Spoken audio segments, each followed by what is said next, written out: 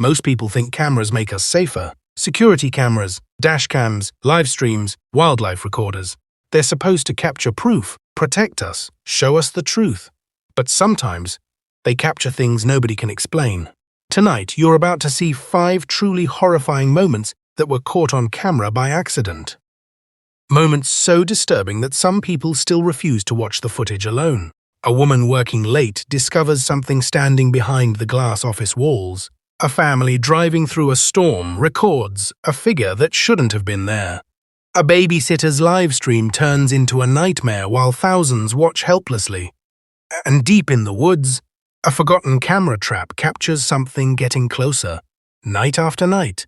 These recordings were never meant to become public, but once you see them, you'll understand why some footage should stay deleted. So lock your doors, turn the lights down, and remember, the scariest thing about cameras is that they never blink. Emily never liked staying late at the office. Not because of the work, because after 10 p.m., the entire building felt wrong. The accounting firm rented the 7th floor of a modern glass office tower in downtown Chicago. During the day, it was loud and busy, phones ringing, people talking, printers running non-stop. But at night, the place became completely silent. Every sound echoed. Every reflection looked like someone standing behind you. Emily was 28, recently promoted, and desperate to impress her boss before quarterly reports were due. So when everyone else left around 8 p.m., she stayed behind alone. At 10:17 p.m., the security cameras captured her sitting at her desk with headphones on, focused on spreadsheets glowing across her monitor. Behind her sat an empty glass meeting room. Or at least, it looked empty. At first, nobody noticed it in the footage, not even Emily. In the far corner of the meeting room, barely visible through the reflections, stood what looked like a tall shadow, motionless, human-shaped, watching her. The security footage showed it standing there for almost 4 full minutes. Then suddenly, it was gone. No walking, no movement, just gone between frames. Emily had no idea. At 10:26 p.m., she removed her headphones and looked around nervously. The audio from the office cameras didn't exist, but according to Emily later, she thought she heard footsteps somewhere behind the cubicles. She even texted her coworker, "Did someone come back into the office?" No reply. She stood up and checked the rows of empty desks one by one.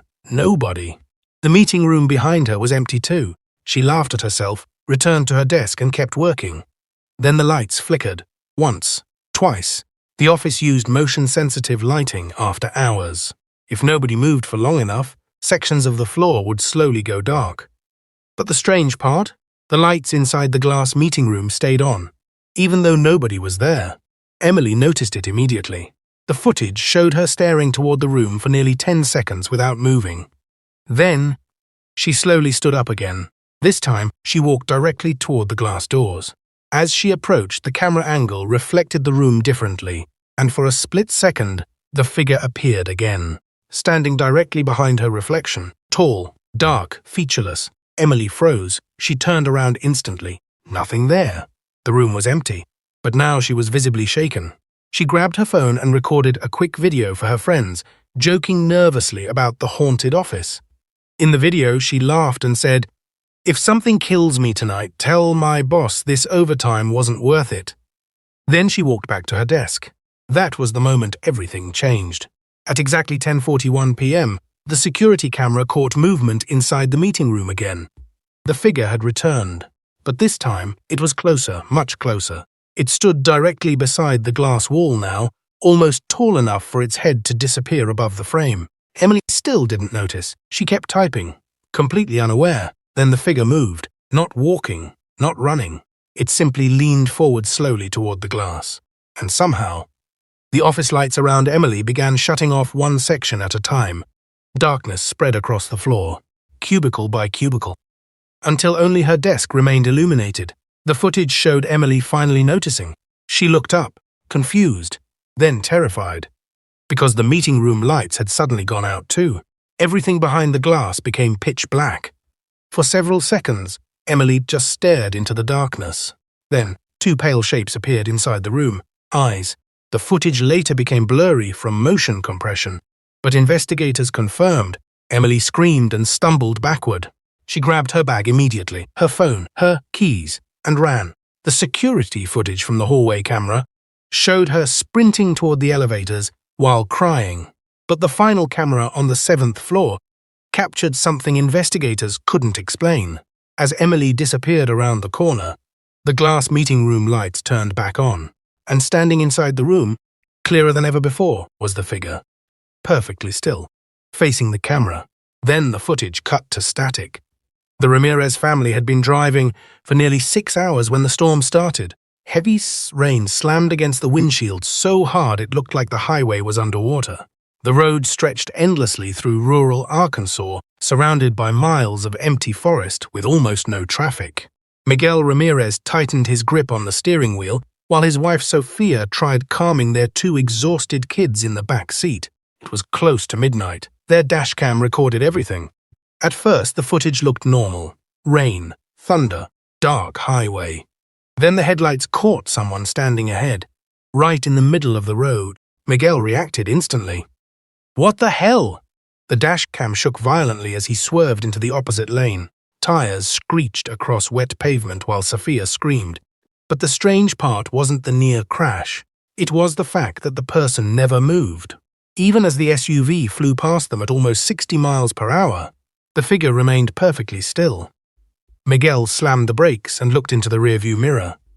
Nothing there. The road behind them was completely empty.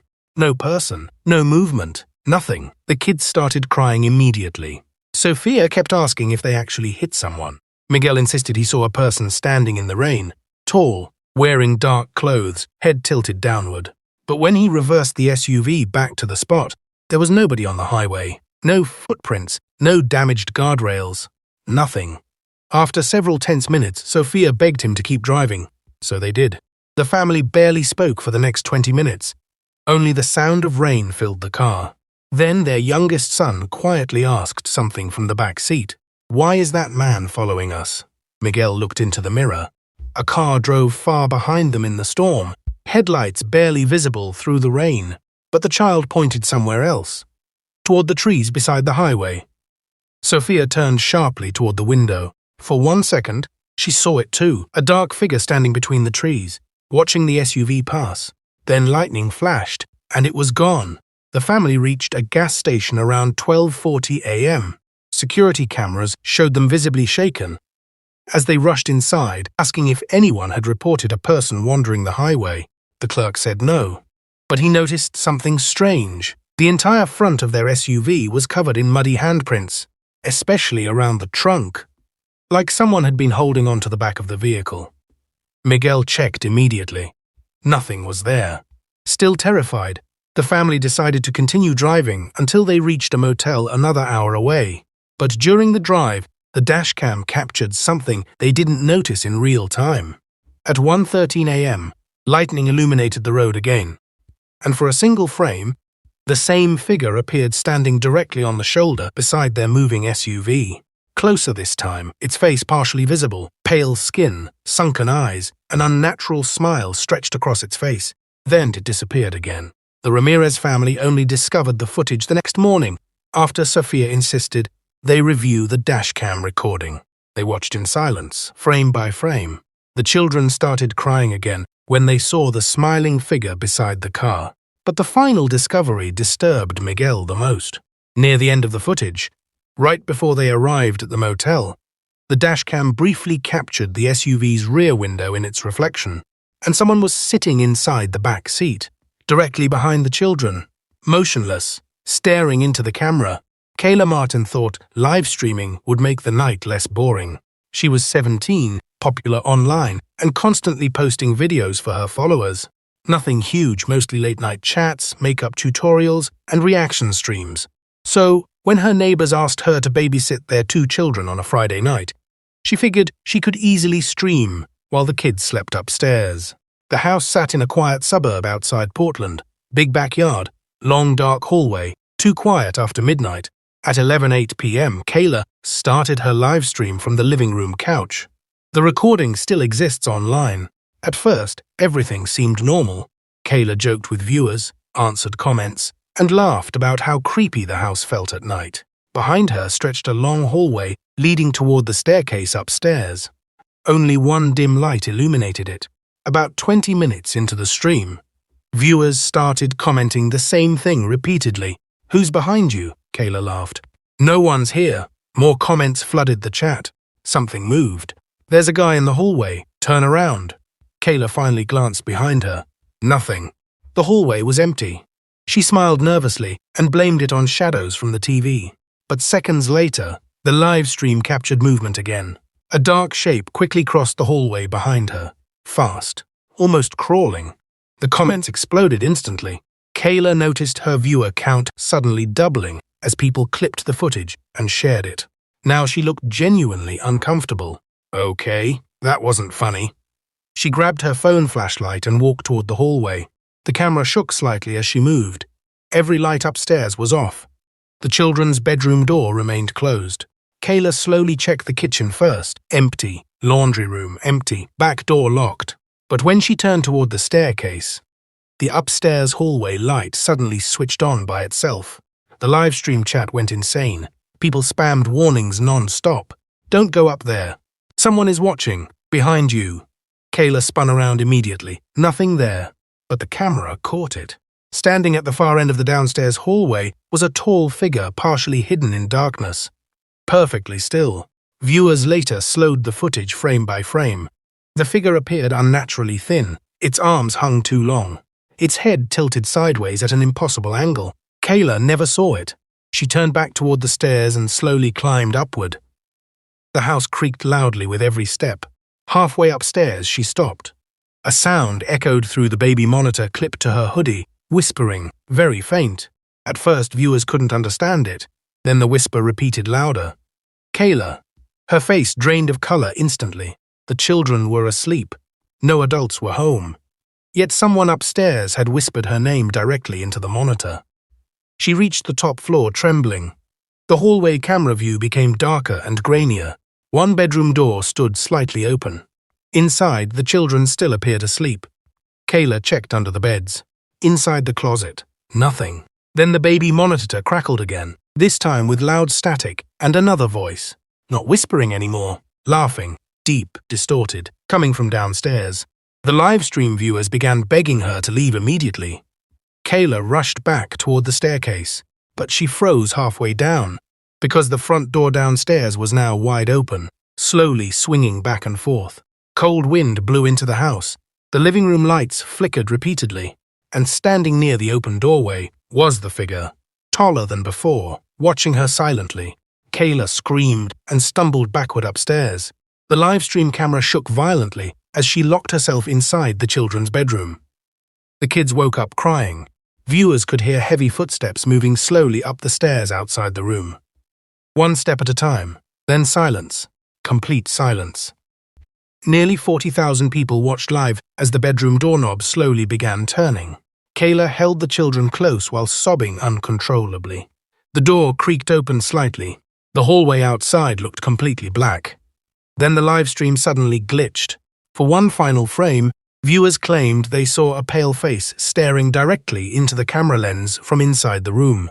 Not outside the door, inside the room beside Kayla. Then the stream ended. The security footage from Blackridge Medical Center was never supposed to leak online. Most employees at the hospital still refused to talk about it, especially the night shift workers, because according to official reports, nothing unusual happened that night. But the elevator cameras recorded something very different. Marcus Hill started his overnight maintenance shift at 11 p.m. Blackridge Medical Center was enormous. 8 floors above ground, 2 basement levels below.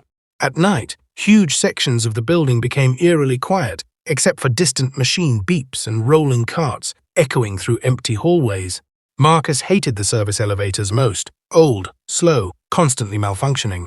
At 1:14 a.m., security cameras showed Marcus entering elevator B, carrying a toolbox and coffee cup, while responding to a maintenance call from the 4th floor. The doors closed normally. Then the lights flickered. The elevator stopped between floors for nearly 7 seconds before moving again. Marcus looked annoyed more than scared. At first. Then the elevator doors opened. Not on the 4th floor. Not on any visible hospital floor. The hallway outside was dark, no nurses, no lights, no sound. just a long empty corridor. Marcus stared at it in confusion. The camera inside the elevator clearly showed him checking the floor indicator panel repeatedly, but none of the buttons were lit. Before he could react further, the doors suddenly closed again. The elevator continued upward. Marcus immediately radioed security, asking if certain floors were under construction. No response came back, only static. At 1:18 a.m. the elevator stopped again, this time on floor 6. The doors opened normally onto a brightly lit hallway, but standing directly outside the elevator was a woman, motionless, wearing what looked like an outdated nurse uniform, head lowered, hair covering her face. Marcus nervously asked if she needed help. The woman didn't move, didn't speak. Then the elevator doors closed on their own. Marcus looked visibly disturbed now. He pressed the lobby button repeatedly.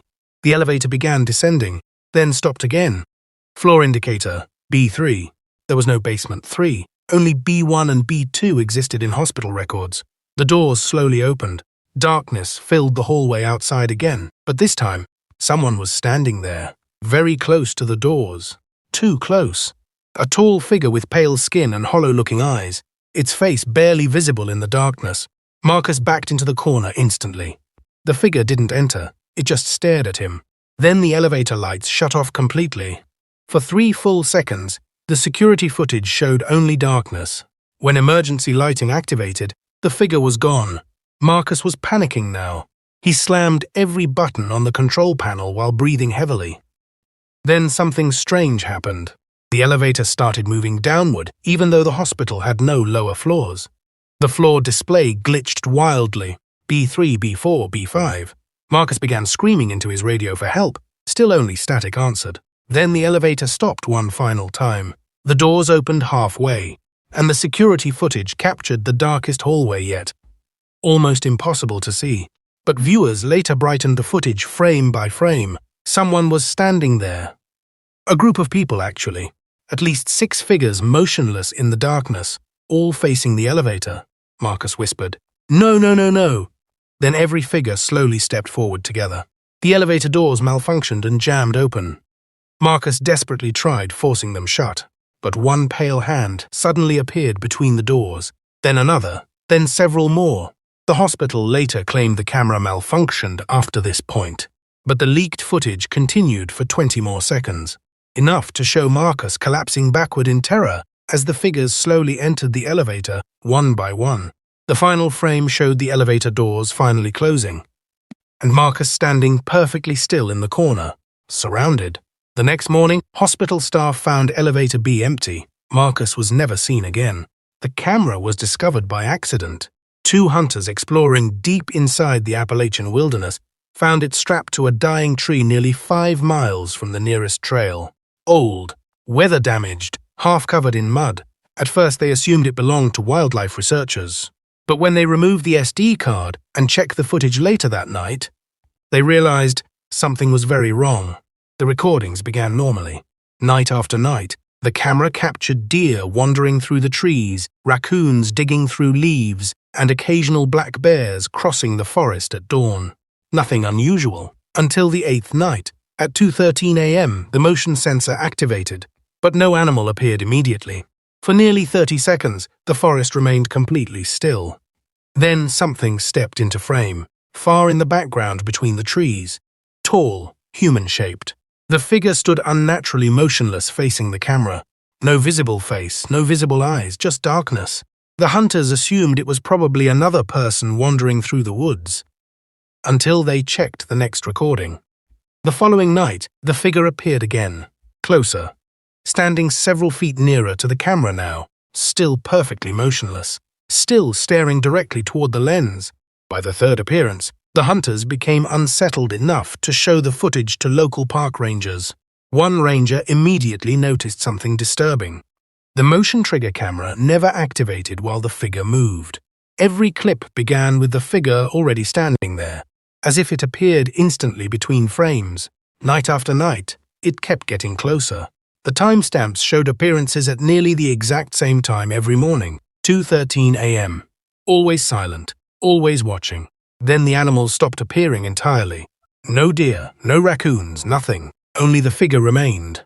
On night 12, the footage changed completely. The camera activated earlier than usual during heavy fog. For several seconds, nothing appeared except dark trees swaying in the wind. Then breathing filled the microphone. Slow, wet, extremely close. The hunters increased the volume repeatedly while reviewing the clip. Something was standing directly behind the camera. The breathing continued for almost a minute. Then the figure slowly walked into frame from the left side. For the first time, it wasn't standing still. It moved strangely. Its limbs jerked unnaturally with every step. Too long, too thin, like something pretending to walk like a human. The figure stopped inches from the lens and crouched down. The camera quality distorted badly as its face leaned closer. Viewers online later argued endlessly about what they saw. Some claimed the face looked human. Others insisted it had no eyes at all. But everyone agreed on one thing. It was smiling. At 2:13 a.m., on the final recording, the figure appeared immediately in front of the camera. So close only parts of its pale skin were visible. The breathing became louder, almost excited. Then a distorted voice crackled through the audio. Not clear words, more like broken whispers. The microphone screeched with static as the figure tilted its head slowly sideways. And suddenly, the footage jerked violently upward. As if the entire camera had been ripped off the tree. The final seconds showed blurred images of dark forest ground moving rapidly while heavy footsteps echoed nearby. Then complete silence. The recording ended. The next morning, the hunters returned to the location with 2 park rangers. The tree where the camera had been mounted was deeply scratched. The camera itself lay smashed nearly 50 feet away. But the strangest part wasn't the damage, it was the ground around the tree. No animal tracks, no human footprints. Nothing. Just one long drag mark leading deeper into the woods. And according to the hunters, something in the forest was making breathing sounds the entire time they searched. Some people believe every horrifying moment has a logical explanation. A camera glitch, a shadow, a person in the wrong place at the wrong time. But after watching these recordings, it becomes a lot harder to explain what we just saw. A figure appearing behind office glass with nobody inside the room. Something impossible standing along a storm-covered highway.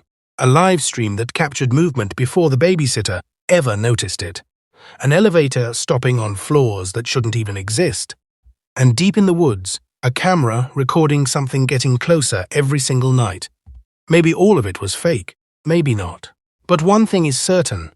Every person involved in these stories believed they were alone. Right before they realized they weren't. So before you go to sleep tonight, check the dark corners of your room. Check the hallway behind you. And if you ever notice something strange in the background of a photo or standing motionless on a security camera, don't stare too long. Because sometimes, when something notices you watching it, it watches back. If these stories disturbed you, let me know which moment was the creepiest. And remember, some cameras capture memories, others capture nightmares.